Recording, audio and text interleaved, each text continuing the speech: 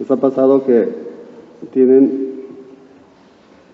sus hijos tienen compañeros de la misma edad y de repente sus hijos se portan mal en algunas cosas y ustedes son estrictos con sus hijos? Y más que estrictos, como que un poco ya impacientes, como siempre lo mismo, como que te hartas tantito, pero cuando está jugando aquí, obviamente tú, ay, deja de molestar, lo sientas. Pero cuando el hijo de tu compañero, que es de la misma edad, está haciendo exactamente lo mismo, ay, déjalo, son niños. Como que el tuyo te harta, pero como que el otro no te harta. Como que hay cosas que le pasas más a alguien que está más lejos.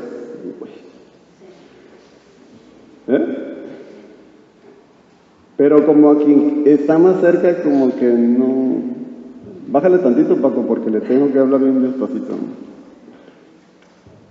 Como que hay cosas que te detonan más de algunas personas que de otras.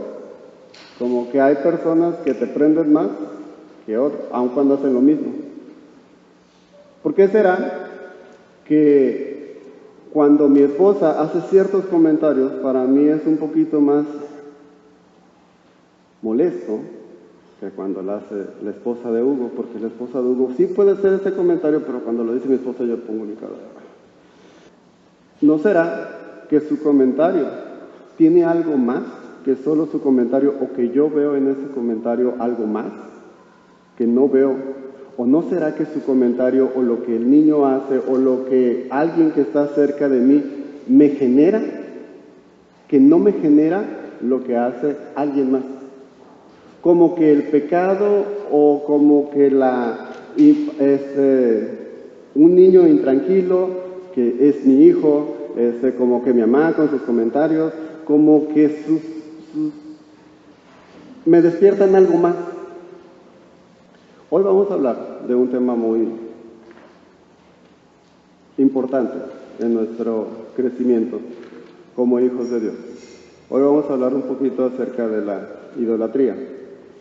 Y ayer nos tocó leer un artículo al grupo de estudio de la casa y me molesté mucho porque hablaba acerca de un pastor. No me molesta que lo manejen de esa manera, me molesta la perspectiva desde acá, desde Estados Unidos y también de México, que van a un lugar allá metido en África y ven a los niños sufriendo y describen un panorama obviamente desolador, en donde la mamá con el niño enfermo, quitándole las moscas, con la panza hinchada porque no tienen para comer, con un viejito que tiene 80 años y que de los 80 años solamente 70 años de su vida no supo lo que era dolor, o no supo lo que era angustia. Todos los demás años de su vida algo estuvo sufriendo. Y entonces después de eso, y cuando comparas esa desesperanza, te das cuenta que tiene que ver con su espiritualidad. Tienes al sacerdote ofreciendo rituales a sus santos, tienes al chamán yéndose al bosque a hacer sus rituales, tienes a la gente ahogada en la idolatría. Y eso a mí, porque sí tienes razón, pero ¿quieres ver idolatría? No tienes que irte a África. Es más, ni siquiera tienes que irte a un lugar en donde el cristianismo no esté tocando puertas.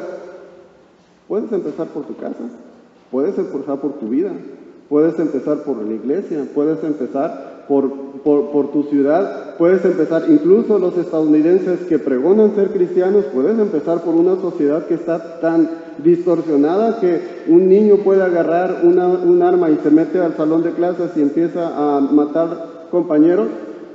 Pero la espiritualidad de otros países nos asusta y tenemos que ir a ayudarlos. Espérame tantito, vamos a partir desde nuestra casa, porque la idolatría también está en nuestra casa. Santiago, el texto que tenemos de encabezado, Santiago 4, ¿de dónde vienen las guerras? ¿De dónde vienen los conflictos entre nosotros? Si alguien con voz me puede leer esos 4 versículos, por favor. Gracias. Obviamente ya quitamos el versículo 4 en donde dice, oh almas adúlteras, ¿no saben que la amistad con el mundo es enemistad con Dios? Nada más con eso de encabezado. ¿De dónde vienen las guerras? ¿De dónde vienen los conflictos? Ya hemos estado hablando acerca, las 2 semanas anteriores, de la búsqueda de la paz y de la paz que Dios da. Pero hoy vamos a hablar un poquito de las guerras que hay en nuestras casas, de los conflictos que hay en nuestras casas, de las discordias que hay en nuestro trabajo, de las ignoradas que hay en nuestra propia familia, de que ya no le hablo a fulanito, o que cuando él se acerca yo mejor me callo porque mi estómago empieza a hervir. ¿De dónde vienen? De lo que él me hace. Porque al parecer, lo que tú dices a mí me genera, me haces enojar. Tienes ese don de sacarme el tapón. Tienes ese don de generar en mí cosas malas que yo no siento. No, te fuiste muy lejos. ¿De dónde vienen las guerras y de dónde vienen los conflictos? Los conflictos se inician aquí, en el corazón. Y específicamente el texto dice, de vuestras pasiones y deseos, que gobiernan nuestra vida, que están ejerciendo una autoridad, que están ejerciendo un dominio, y que a final de cuentas la otra persona lo que está haciendo cuando... Y entonces dices, pero eso es idolatría. Claro que es idolatría. ¿Cómo podemos decir que es idolatría? Nosotros obviamente no nos inclinamos ante imágenes. Nosotros obviamente no rendimos tributo a nadie más que a Dios. Diezmamos a Dios, nos reunimos como pueblo a adorar el nombre de Dios, a reconocer su grandeza. Nosotros no nos inclinamos ante alguien más, sí, pero no necesariamente Dios gobierna nuestra vida. En el sentido en el que, ¿te acuerdas cuando alguien te invitó a la iglesia y te presentó el Evangelio y te dijo, recibe a Cristo como tu Señor y Salvador, entrégale tu vida y entonces Él va a entrar en tu corazón y a partir de ahí vas a tener una relación creciente con Él y a partir de ahí el Espíritu Santo morará en ti? Y es verdad, todo eso es verdad y muchos de nosotros llegamos al Evangelio a través de esta invitación.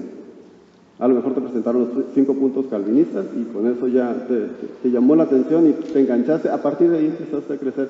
Pero en tu oración, probablemente lo que dijiste es, Señor, te entrego mi vida.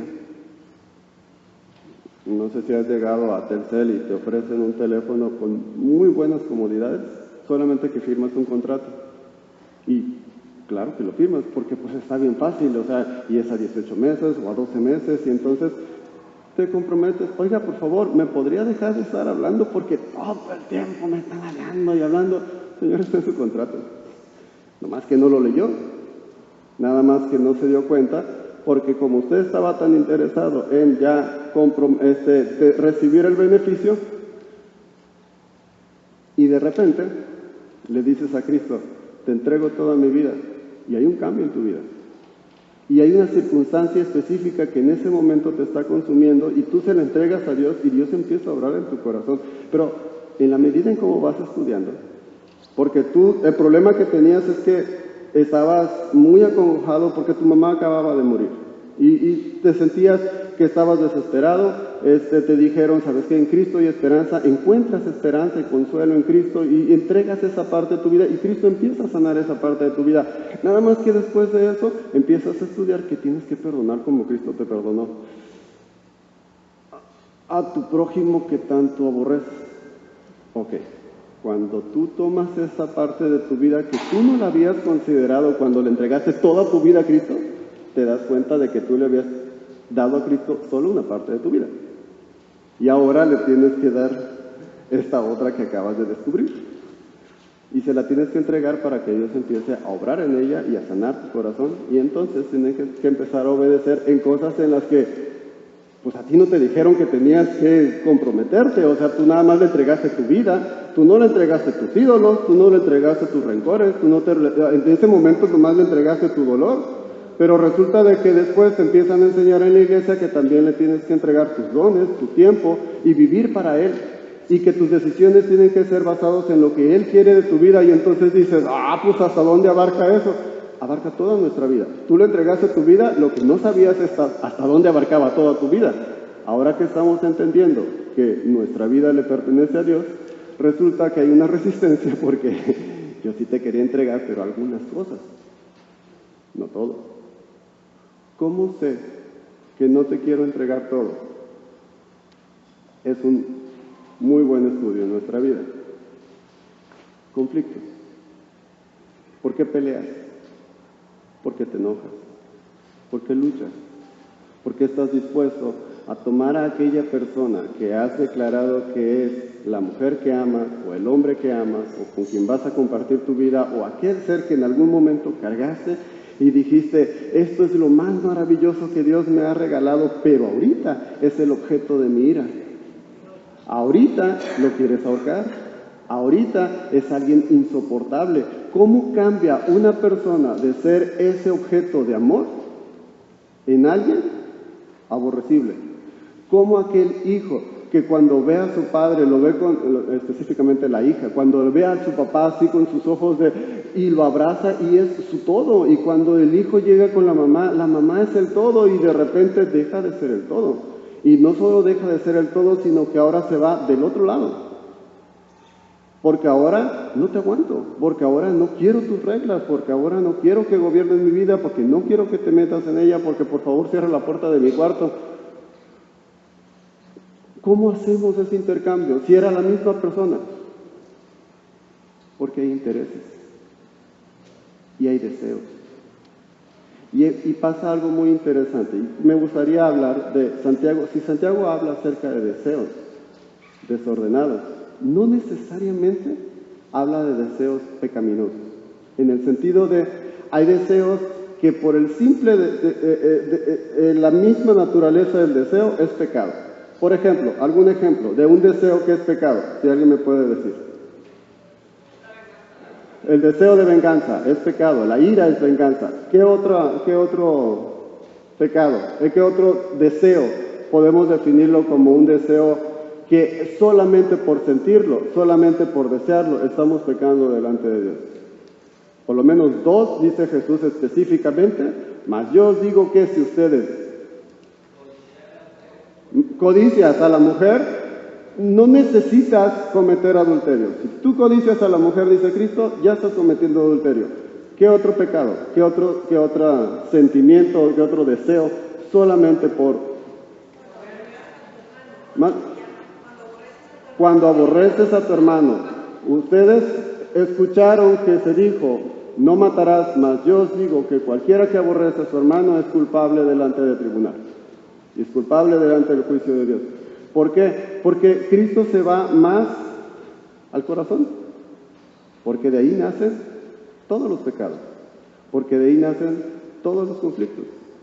Así es que cuando nosotros empezamos a ver que tenemos conflictos en nuestra casa o en nuestro trabajo, una muy buena manera de evaluar cómo está nuestra fidelidad a Dios es cómo estamos respondiendo ante los conflictos. ¿Qué es lo que a mí me molesta de esa persona? Porque quizá lo que a mí me molesta, no quizá lo que a mí me molesta, porque lo que a mí me molesta de esa persona, si tú fueras muy santo, si yo fuera muy santo, lo que a mí me molestaría de ti es que tú ofendas a Dios.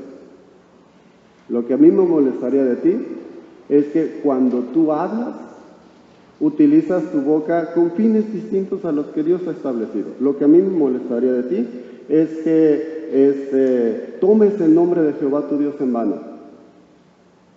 Pero la verdad, esas cosas te las paso. Porque las que me molestan son las que tocan algunas cosas de mí. Si tú me dices menso, yo no tengo ningún problema. Porque me río y te digo, chance sí, pero tú matas. Si tú me dices, eres un mentiroso, yo te digo, pues sí. No te voy a decir que me puedes decir para que realmente me enchile. Ya dijiste, ahorita voy a tomar nota en él. Pero hay comentarios que cuando tú los haces, yo mejor ya nada más me quedo callado. Y así no me llevo. Porque hay comentarios que detonan algo en ti. Porque hay comentarios que atentan contra tus deseos. Ok, me faltó la otra parte. ¿Hay deseos malos? Sí, también hay deseos buenos. Hay deseos buenos que legítimamente son buenos. Vamos a decir incluso que hay unos que son neutrales. Están los malos, los neutrales y los buenos. Como un deseo bueno, ¿qué podría ser un deseo bueno? Que tu hijo sea un profesionista, lo vamos a definir más como algo neutral. ¿Por qué? Porque algo bueno es desear hacer lo que Dios te pide. Algo bueno es hacer la voluntad de Dios. Algo bueno, ¿qué sería algo bueno? ¿Perdón? Que vengan mis hijos a la iglesia. ¿Qué es algo bueno? Desear algo bueno. Obedecer a Dios. Deseo obedecer a Dios y deseo que mi familia obedezca a Dios. Amar a mi prójimo. Deseo amar a mi prójimo. No me sale mucho, pero estoy creciendo y deseo amar a mi prójimo. Ok. Servir a Dios. De la obra de Dios en nuestra vida. Vamos a decir, entonces, si podemos definir deseos neutrales. Mi hijo que tenga carrera, mis hijos que puedan tener carrera, es un deseo. ¿Qué otra cosa deseo? Una mejor casa, un mejor carro, que me vaya bien en mi trabajo, que me vaya mejor en mi trabajo que el año pasado. Y cuando me refiero a mejor, ganar un poco más, tener mejores ingresos. Son deseos que intrínsecamente no puedes definirlos como buenos o malos. Son deseos y están bien y están permitidos y están dentro de una libertad que Dios nos ha dado. Pero hay un proceso en el cual, en un corazón que lucha con la idolatría, ese deseo empieza a gobernar. Porque hay un deseo que en la medida en cómo se desee más, empieza a ser una demanda. Y ya no es algo que yo quiero, sino algo que yo exijo. Cuando un deseo, ni siquiera vamos a hablar de los malos. Obviamente, tú deseas algo que está en contra de lo que Dios pide de ti, es pecado. De esos no vamos a hablar. Vamos a hablar solamente de los que son neutrales y de los que podemos considerarlos como buenos porque implican obedecer a Dios. Yo quiero hijos obedientes. Yo quiero hijos que me honren. Yo quiero hijos que aprendan a respetar a sus padres para que al mismo tiempo aprendan a honrar a Dios. Yo quiero un mejor carro, yo quiero un mejor trabajo, yo quiero unas vacaciones, yo quiero unas vacaciones al año mínimo, o yo quiero otro perro. O sea, no, deseos. O sea, y de esos que nacen como cuando vas a la tienda y no tenías deseos de nada, pero en ese momento, te empiezan a llover ideas de deseos y a veces hasta te lo saben vender también, que en una sola llegada a ese lugar en donde venden esas cosas, ya sea teléfono, ya sea televisiones, tú ni querías, pero cuando sales de ese lugar con un deseo ya medio intenso, porque parecía como que ese teléfono solucionaba todos los problemas de tu vida, como que esa televisión te va a encaminar un poquito a la felicidad, pero como no te alcanza, saliste como que de malas, como que vacío, como que te sientes frustrado, como que ese deseo resulta de que independientemente de que antes no estaba, ahora que está, y ahora que yo no puedo alcanzar aquello que quiero, me hace sentir que lo necesito. No como el aire que necesito para respirar, no como el agua, pero sí como para sentirme bien, sí como para que en lugar de que esté gozoso después de que un día fresco amaneces, otra vez nublado, qué padre, y se te acaba el gusto porque te acuerdas que no tienes ese algo que quieres. Y ese algo que quieres ni siquiera tiene que ser algo neutralmente bueno, neutralmente moral, sino lo bueno. Es que yo quiero una esposa que pues me ame, o sea, que se esmere por mí, que le interese yo, que me busque, que me atienda, que pues asemeje un poquito a lo que Dios pide de ella, o sea, deseos. El problema de estos deseos es cuando esos deseos crecen y se empiezan a demandar. Y entonces cuando empiezas a demandar los deseos, pasan de ser deseo normal a un deseo gobernante. Un deseo que si no es suplido, yo siento insatisfacción. Que si tú me das lo que yo deseo, entonces yo voy a experimentar algo muy parecido a la felicidad y voy a sentir hacia ti como que aprecio, como que te quiero, como que me caes muy bien, hasta que me dejes de dar esa droga, hasta que dejes de contribuir para mi deseo. Entonces, tienes a la hermana que quiere una mejor casa, que quiere salir de vacaciones, pero tú con tu mugre trabajo, ¿cómo le vamos a avanzar? O sea, si tan solo te esmeraras un poquito más, si trabajaras horas extras, aunque no necesariamente estés en la casa, si generaras más, yo iba a estar más contenta.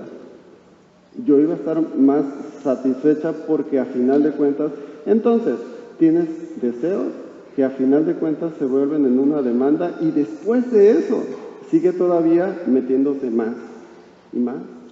Tienes un deseo que llega a un punto en el que sientes que es tu derecho.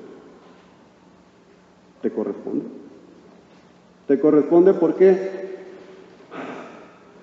yo me estoy esforzando contigo en ser paciente, en decirte las cosas como las vamos a hacer, en platicar porque tú quieres que platiquemos. Está bien, platico contigo, ya no estoy tan distanciado, pero lo que a mí me corresponde de ti, por cuanto yo estoy cumpliendo esta parte del contrato, es que tú también te apliques en esto, esto y esto. Y cuando tú no lo hagas, entonces yo me siento con el derecho de exigirlo, porque me corresponde, porque son mis derechos. El problema es cuando empezamos a sacar nuestra tablita de eso me corresponde, que perdimos el suelo. Y no te has dado cuenta de dónde te sacó Dios. Y no te has dado cuenta que en la justicia de Dios lo que tú te mereces, no tienes ni la más mínima idea de lo que realmente nos merecemos. Y que obviamente donde estamos es por pura gracia de Dios. Porque donde deberíamos de estar, ni siquiera deberías de tener a esa persona con la que estás peleando. Un deseo gobierna. El problema con mi deseo es que yo no me inclino ante él, yo no lo adoro, pero yo vivo por él. Y te das cuenta de que vives por él, porque hablas por él, porque abogas por él, porque defiendes, porque estás dispuesto a perder la paz cuando tú no me ayudas a conseguir lo que yo quiero. Solamente hay una manera en la que yo voy a responder, solamente hay dos maneras. Vamos a oferta. Hay dos maneras en las que yo voy a responder entre tú y mi ídolo. Si tú me apoyas, yo te voy a querer. Pero si tú me estorbas, yo te voy a pisar. ¿Por qué? Porque no nos damos cuenta que nuestros deseos empiezan a ser más importantes que las personas. Porque no nos damos cuenta que nuestros deseos son más importantes que Dios. Dios es mi guía. Dios es aquel por el cual yo vivo. Dios es aquel por el cual, siempre y cuando no me hables en ese tono. Porque si tú me hablas en ese tono, automáticamente Dios me vale. Y yo voy a defender, no con las armas de Dios, no con la instrucción de Dios, yo voy a defender mi derecho de ser respetado, cuésteme lo que me cueste.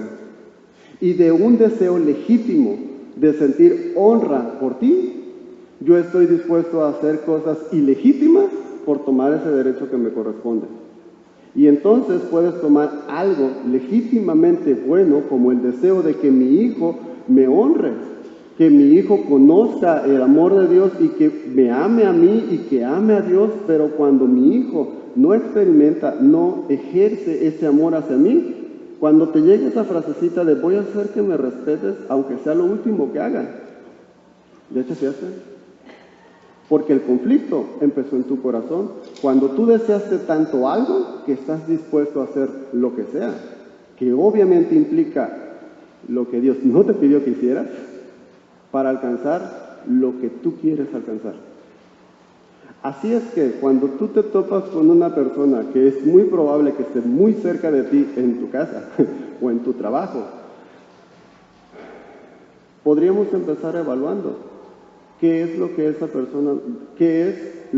esta persona nos molesta. Porque lo que muy probablemente está haciendo esa persona al solamente existir o hablar o dar su opinión es atentar contra algo que tú deseas y ella te está estorbando. Y ella es alguien o él es alguien que te está estorbando para alcanzar aquello que tú quieres. Ejemplo. Dios me llama y si Dios es mi guía y si Dios es aquel en quien me baso para tomar mis decisiones, Dios me permite tener una familia y me permite tener hijos y en el temor de Dios yo instruyo a mis hijos en su palabra. Es un ejemplo. Y trato de que ellos conozcan de la disciplina de Dios. A veces cuando llego a mi casa me da un poquito de hueva, me da un poquito de flojero porque pues vengo trabajando y llego tarde y me quiero quitar los zapatos y lo primero que te topas es a los chamacos y a tu mujer que grita para allá y grita para acá y qué fastidio llegar a una casa así. Yo quisiera llegar a una casa en donde la mamá pues esté haciendo su papel de mamá y tenga a los niños tranquilos y que los niños estén comportándose como Dios manda para que cuando yo llegue pues descanse tantito. O sea, porque vengo de trabajar. Entonces, mi deseo es una tele y un sofá y una chelita para relajarme tantito. A final de cuentas, he trabajado todo el día y esto me lo merezco. Dicho sea de paso, hace rato que no corriges a tus hijos. Son un despapalle, pero le das chance.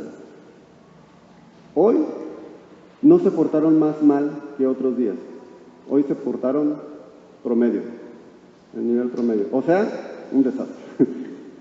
Pero tú llegas, te acuestas en tu sofá, en ese punto en el que te gusta estar, y le prendes y te empiezas a acomodar. Y entonces está la gritería y la gritería y la gritería. Y te levantas, ya. Me colmaron la paciencia, me llenaron el botecito de canicas, de piedritas. Hasta aquí llegaron. Y le das lo que no le has dado en 3 semanas de corrección, en una dosis así como intensiva, y les dejas las nachas bien marcadas porque tienen que aprender a obedecer a Dios. Tienen que aprender a amar a Dios. Tienen que aprender más bien que cuando su papá esté viendo la tele, no estén molestando. Porque a mí no me interesa la gloria de Dios. A mí me interesa que no me estorben en mis deseos. A mí me interesa que no me estorben en aquello que quiero alcanzar. Y así aplícalo a lo que quieras. ¿Qué es lo que te hace explotar? Y a mí se me hace absurdo que las personas se enchilan porque alguien se te empareja y te empieza a hacer en el carro y se enchilan, se molestan y digo, porque a mí no me molesta, pues arráncale, o sea, o métete, está bien, síguele, no, ahí lo siguen y no sé si será del centro del país esta actitud, pues, pero no, aquí también los cholleros hacen eso. Hay algo que esta persona te está quitando.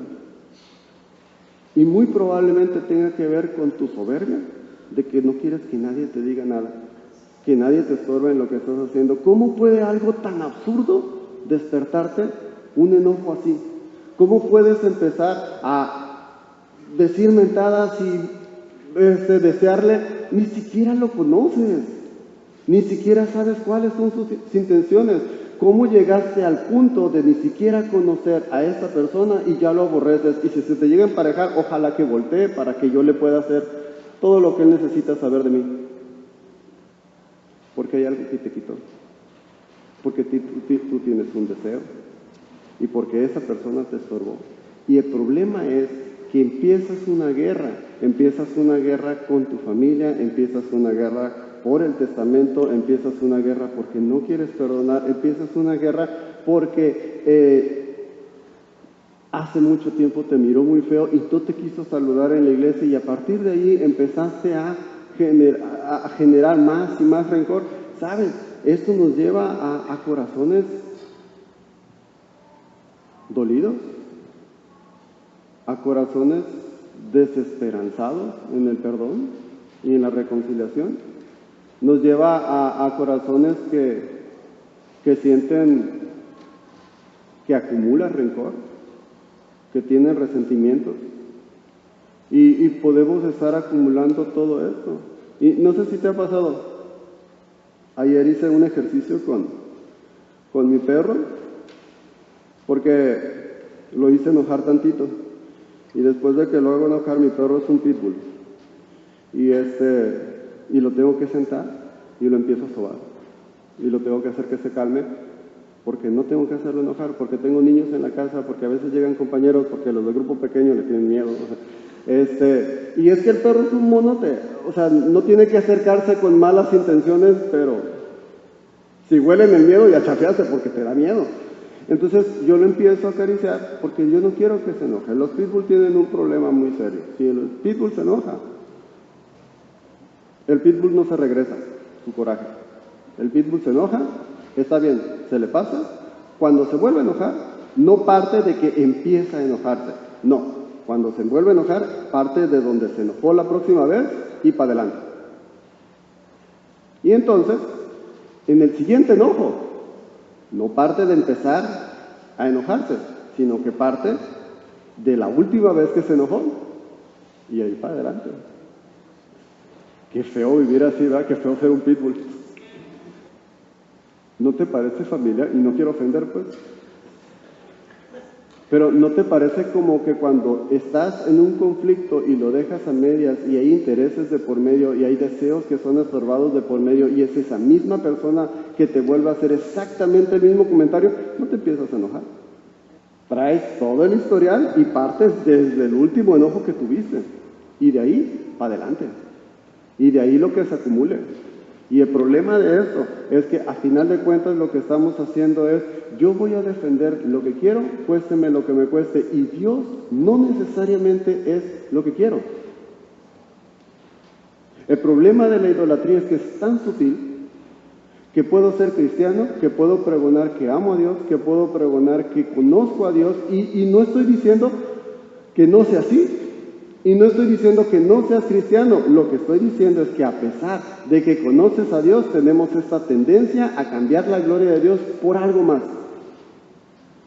Caifanes dice que para un alma eterna, cada roca es un altar. ¿Cómo puedes cambiar la gloria de Dios por algo tan absurdo? Ese no es el punto. Un corazón idólatra puede hacer esto. No hay cosa en el mundo, creación, que por más grande, por más asombrosa, así, pero es que yo no me rindo ante una estatua de barro, yo una estatua de oro, o sea, algo magnífico, sí, pero es una creación. Cualquier creación, por más maravillosa que sea, es una ofensa a Dios, es algo aborrecible delante de Dios, porque por más grande que sea, es infinitamente inferior a Dios, es nada delante de Dios. Así es que ver niveles de qué tan importante es mi ídolo o qué tan grande es mi ídolo, no importa. Si es una basura, es algo aborrecible también. Lo absurdo es que por nada podemos cambiar la gloria de Dios y de una manera tan sutil, después de que dijimos yo te entrego mi vida, poquito a poquito nos empezamos a encarrilar otra vez en entregarle nuestra vida a alguien más que no es Dios. No, pero yo no hago eso. En cada uno de nuestros conflictos lo hacemos. A final de cuentas, los conflictos que no se resuelven en nuestra vida es una expresión de la idolatría a Dios. Por eso dice Santiago 4:4, oh almas adúlteras, después de que dice, ¿de dónde vienen las guerras? De vuestras pasiones y deseos que están en vuestros corazones, que combaten en nuestros miembros para que ellos quieren gobernar, ellos quieren el control, y lo que tú estás haciendo a final de cuentas cuando luchas es estás luchando contra Dios. Y le estás diciendo, Dios, yo no te necesito y no necesito tus medios y no necesito tu fuerza. Yo tengo mi fuerza, yo tengo mis medios y yo tengo mis razones para pelear. Por eso nuestras guerras son interminables. Porque no empezamos a considerar que la razón por la que estamos peleando somos nosotros, no la persona, no el otro. Por eso es tan fácil para una persona que puede estar doblegada delante de Dios pasar por alto la ofensa, pero nosotros no. Por eso es que no podemos dejar pasar la ofensa por alto, porque no estamos doblegados delante de Dios. Porque el día que empecemos a experimentar, me voy a chutar la clase de la próxima semana, espérenme, porque ahí, eso ya era de la... Y estamos en el punto en el que no solo lo exijo, sino que estoy dispuesto a castigar. ¿Cómo lo voy a castigar si es mi esposo? O sea, yo no le puedo. Como si no supieras cómo castigar a tu esposo. Como si no supieras cómo hacerlo sentir como se tiene que sentir por lo que ha hecho o por lo que no ha hecho. Como si no supieras aplicar la ley del hielo. Como si no supieras la actitud de indiferencia o el silencio es incómodo que hay cuando las cosas evidentemente no están bien en tu corazón y estás inconforme con lo que estás haciendo. O que algo de lo que se está haciendo te molesta, o te molestas más bien por lo que está haciendo, por lo que está atentando en contra de tu deseo. Y tendemos a castigar, obviamente con nuestros hijos, eso es muy fácil. Pues porque tienes el control, porque tienes la fuerza. Pero eso no te limita cuando la otra persona es más grande que tú, porque también tienes boca, porque también hieres, porque también eres sarcástico, porque también tienes tu manera en cómo hacer sentir mal por lo que tú me has quitado, en hacerme sentir mal porque hace 3 años que no me sacas de vacaciones, porque ya estoy harto de que yo nada más estoy atendiendo a la casa, atendiendo a los niños, y yo también quiero un momento de tranquilidad, y la que se va de vacaciones eres tú. Y el que disfruta las cosas que yo tengo que estar disfrutando eres tú. Y obviamente hay un conflicto en mi corazón y ese conflicto va a salir a través de mis palabras, a través de mis acciones, a través de mis decisiones hacia ti, a través de cuando tú llegues y hagas un comentario y yo empiezo con mi ironía de, claro, pero no vaya a ser que...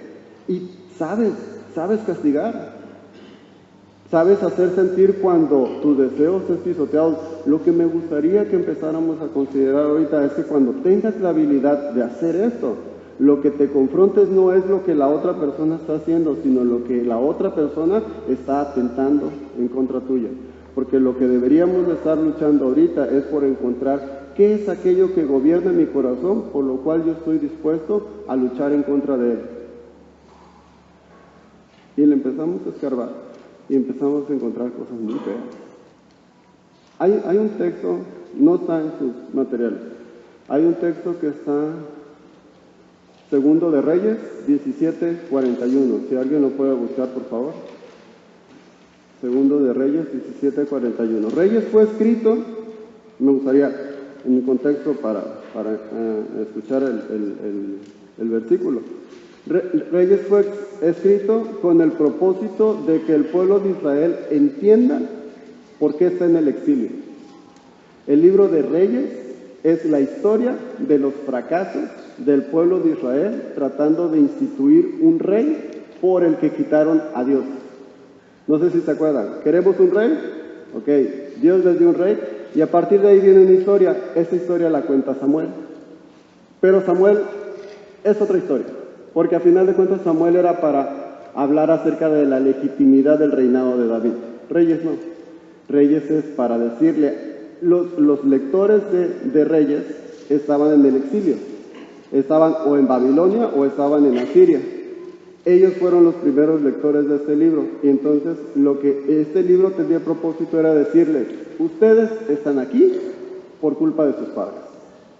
Porque ellos despreciaron a Dios, prefirieron reyes, y esta es la historia de lo que tus reyes, que eran los representantes de Dios para con los hombres, han hecho a través de toda esta historia. Así es que el exilio te lo mereces. Al mismo tiempo, Dios en su misericordia los trata como hijos al decirles, cuando ustedes se arrepientan y volteen hacia Dios, y se acuerdan la descripción, y volteen a este lugar santo, hablando acerca del templo, y oren, y yo voy a escuchar desde el cielo, y vendré y los traeré de nuevo a mi tierra. Ese es el punto de Reyes, la promesa de que si estos reyes te fallaron, espera a aquel rey al que sí te va a regresar a la tierra prometida, al que te va a hacer, a que ha de ser Dios en él un reino sempiterno, que nunca va a dejar de existir. ¿Qué dice? ¿Manda? En el 39. Si alguien lo puede leer, a partir del 39 hasta el 41. Fuerte.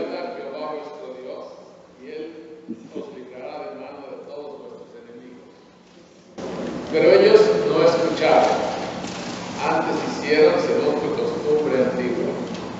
Así temieron a Jehová aquellas gentes, y al mismo tiempo sirvieron a sus ídolos. Y también sus hijos y sus nietos, según como hicieron sus padres, así hacen hasta ahora. El juicio vino porque eran hijos.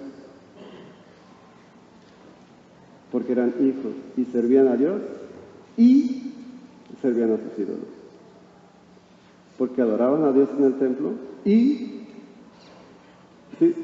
Esto es el cassette de memoria de que tenemos por estar con una herencia caída, una moral caída, heredada, a la cual tenemos que superar, efectivamente, pero hasta que no entendamos esto, que aconteció, que sigue aconteciendo. Y es que a lo que voy es, la idolatría no es un problema afuera. La idolatría es como la colina resbaladiza de la que hablamos al principio. Nosotros estamos en una pendiente. Y la idolatría está para allá. Y cuando tú dejes de ponerle atención hacia ello, te vas a ir hacia allá. Es la tendencia. Yo no estoy diciendo ni que vas a perder tu salvación, ni que vas a dejar de tener una relación creciente con Cristo, pero vas a sufrir el hecho de quitar a Dios de su lugar. ¿Cómo lo vas a sufrir? Con tus relaciones, con la gente que está cerca. Porque a final de cuentas vamos a empezar a intercambiar la gloria de Dios por la gloria y el honor y el gobierno de alguien más. Aquello que gobierna tu corazón va a gobernar tu vida. Aquello que dicte lo que hay en tu corazón es lo que va a determinar tus palabras y las razones por las que vas a hablar y las razones por las que vas a defender y las razones por las que vas a pelear. Somos hijos de Dios y nuestro llamado es a que esa razón sea Dios. Evidentemente, en muchas áreas de nuestra vida, esto no es Dios. En algunas áreas de nuestra vida podemos decir que estamos creciendo, que estamos conociendo la misericordia y el amor de Dios, el poder de Dios al estar transformando nuestros corazones, y que si volteamos hacia atrás podemos ver lo que antes éramos sin Dios y cómo Dios ha ido transformando nuestra vida y cómo Dios ha ido cambiando muchas áreas que fueron muy difíciles para nosotros, pero no es toda nuestra vida lo que está siendo cambiado por Dios. Hay partes, y David le decía a Dios: permíteme ver mis pecados ocultos, permíteme ver esas áreas en mi vida en las que yo no te he entregado todo lo que soy. Y desafortunadamente o afortunadamente para nosotros, hay circunstancias difíciles, porque en esas circunstancias es donde sale la mugre que hay. Porque probablemente tú no te das cuenta en qué parte Dios no está gobernando tu vida hasta que hay una situación difícil, hasta que explotas y te salen todas esas cosas y te tapas la boca y dices: perdón, no sabía, no supe, o sea, no lo dije con una mala intención. Oh, sorpresa, sí lo dijiste con una mala intención. Ah, no, pero perdón, no es lo que pienso. Oh, sorpresa, sí es lo que piensas. Porque de la abundancia del corazón habla la boca, y a veces lo único que necesitas es un apretón de las circunstancias difíciles para sacar lo que realmente hay. Porque somos muy buenos gobernándonos mientras las cosas están bien. Porque somos muy buenos disimulando que las cosas están bien, y mientras lo que Satanás le dijo a Dios: sí, tú mira cómo lo tienes, ve cómo él está bien, tiene prosperidad. Claro que cualquier persona te va a estar adorando. Ponle una prueba y vas a ver que va a sacar el cobre. Eso sacamos nosotros. nos mete Dios en la olla express y nos pone tantita presión y entonces sacamos lo que realmente somos. Y salen algunas cosas en la desesperanza, en donde vemos que realmente Dios no es tan nuestra esperanza como nosotros lo pregonamos. Y cuando estamos sufriendo, vemos que Dios no es tanto nuestro consuelo como nosotros decimos que lo es. Así es que estas circunstancias difíciles, en lugar de quejarnos de ellas, son reveladoras. Nos muestran realmente cómo estamos delante de Dios. Y cuando se te salgan las cosas feas esas que dicen, las actitudes esas hirientes que tienes, la enemistad que haces con los mismos miembros de tu familia o de tu trabajo, lo que tú puedes ver ahí es cuánto necesitas a Dios en esa área de tu vida que definitivamente no se la has entregado. En Santiago, en el primer capítulo, ahorita que estamos con las circunstancias difíciles, Santiago habla de circunstancias difíciles, pero las menciona como una prueba de fe. Es lo que dice es, cuando están en las circunstancias difíciles, porque ustedes saben que siempre que se pone a prueba la fe, la constancia tiene una oportunidad para desarrollarse. Y en los versículos que siguen, en el 12, lo que dice es, Dios bendice a los que soportan con paciencia las pruebas y las tentaciones, porque después de superarlas recibirán la corona y ya, todo lo que sabemos, ¿no? Pero, y entonces es cuando viene el versículo 16 y 17. Así que, de Santiago capítulo 1. Así que no se dejen engañar, mis hermanos, todo lo que es bueno y perfecto es un regalo que desciende a nosotros de parte de Dios nuestro Padre, y creó todas las luces de los cielos. Él nunca cambia ni varía, como una sombra en movimiento. Pero pues, si dejamos de estar viendo lo que enfrentamos como una circunstancia difícil y lo vemos como una prueba de fe, quizás nuestra perspectiva no es un poquito, porque lo vemos así como, ¿y cómo reaccionamos? O sea, no reaccionas con, y fue una de las preguntas de ayer, ¿quién de nosotros cuando se enfrenta a una circunstancia difícil dice, gracias Dios? ¿O quién ora porque tu fe o nuestra fe sea aprobada? O sea, ¿quién ora? Así, y él dice, Señor, por favor, ven y dame circunstancias difíciles para probar mi fe y salir de ahí fortalecido. No, la prueba de la fe es fuego. Entonces, quizás, si dejamos de estar siendo tan quejosos y vemos que las circunstancias difíciles lo que hacen es probar nuestra fe y que es lo que nuestro Dios y nuestro Padre en su misericordia nos da para que crezcamos. O sea, quizás cambiaría. Y es que hace dos cosas. La prueba de fe es una prueba. La prueba de fe no necesariamente es para crecer. Es una prueba, es una evaluación. O sea, ¿cómo saliste en tu prueba? Porque a final de cuentas, la circunstancia no es, o sea, no puedes esperar que cuando vayas a hacerte tu análisis de triglicéridos después de que fuiste un marrano comiendo, y entonces dices, llegas a la prueba, ¿voy a salir bien? No. ¿Cómo esperas salir bien si no oras, si no lees, si no tienes una comunión con Dios, si no tienes comunión con tus hermanos, si no buscas de una manera diligente? ¿Cómo esperas que cuando se muere ese ser querido tú puedas dar testimonio de que Cristo es tu esperanza? No puedes, porque esa es la prueba. La prueba lo que hace es que expone y te dejen claro dónde estás delante de Dios. Sí, es verdad, las circunstancias, la prueba muchas veces nos ayuda a crecer, pero generalmente es más bien para ponernos donde deberíamos estar. Entonces el problema es cuando tú piensas que pasaste la prueba porque ya se acabó, pero la prueba no es para pasarla, la prueba es para pasarla bien. Y entonces, cuando llegas a un velorio y dentro de la falta de esperanza que hay, lo que te desean y es a lo que más pueden aspirar es a una pronta, ¿qué te dicen?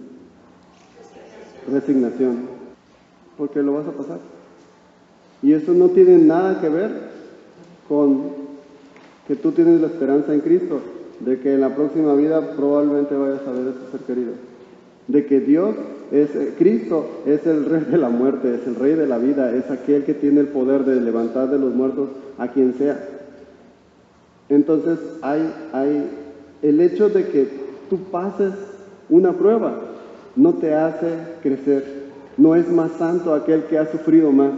No es más santo al que Dios lo ha puesto en circunstancias más difíciles. No, más bien es aquel que ante la prueba puede dar testimonio. Por eso Pablo decía, he peleado la buena batalla, he corrido la carrera, he guardado la fe. Y cuando Pablo dice he guardado la fe, después de que dice he corrido la carrera y he peleado la batalla, es porque ganó en las circunstancias difíciles. ¿Por qué? Porque Dios en cada una de las circunstancias difíciles también da la salida. Sí, pero las salidas son las armas que Dios ha dado para que te equipes durante toda tu vida y no esperes tenerlas si no las has buscado cuando llegues ahí. Ajá, que te prepares, que crezcas, para que cuando venga la prueba estés firme. Nos invito a que oremos.